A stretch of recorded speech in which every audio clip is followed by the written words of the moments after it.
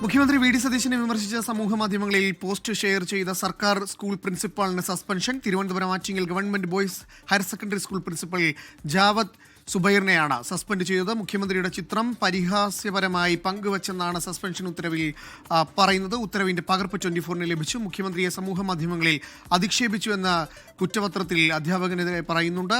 അത്തരത്തിൽ കേസെടുക്കുകയാണ്. ഷഫീദ് റാവുത്തർ ചേരുന്നുണ്ട്. ഷഫീദ്, മുഖ്യമന്ത്രിയെ പരിഹസിച്ചു, ഒപ്പം തന്നെ ശക്തമായി വിമർശിച്ചു. അതിനാണ് ഇപ്പോൾ നടപടി വന്നിരിക്കുന്നത്. എന്നാൽ ഈ നടപടിക്കെതിരെ ഒരു വിഭാഗം അധ്യാപകർ വൈരാഗ്യ നടപടി എന്നും പറയുന്നുണ്ട്.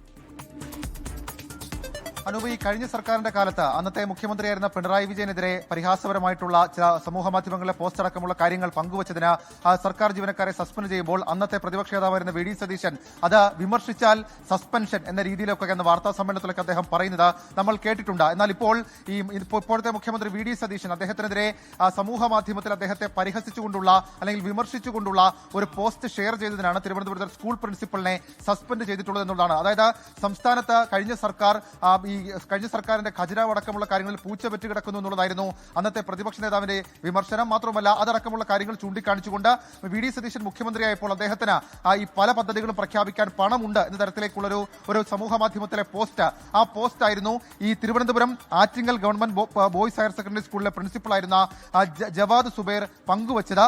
അതിനെതിരെയാണ് ഇപ്പോൾ വിദ്യാഭ്യാസ വകുപ്പ് അദ്ദേഹത്തെ സസ്പെൻഡ് ചെയ്ത ഉത്തരവിറക്കിയിരിക്കുന്നത്. വിരമിക്കാൻ 2 ദിവസം മാത്രം ബാക്കി നിൽക്കുകയാണ് ഈ സസ്പെൻഷൻ എന്നുള്ളതാണ് ഏറ്റവും പ്രധാനപ്പെട്ട കാര്യം.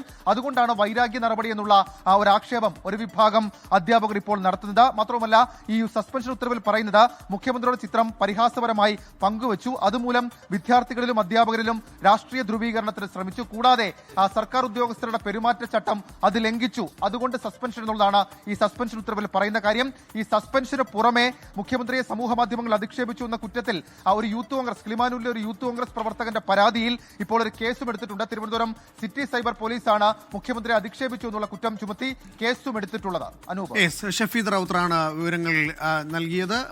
മുഖ്യമന്ത്രിയെ വിമർശിച്ചതിനാണ് ഇപ്പോൾ ഗവൺമെന്റ് സ്കൂളിലെ പ്രിൻസിപ്പാളിന് സസ്പെൻഷൻ നേരിടേണ്ടി വന്നത്.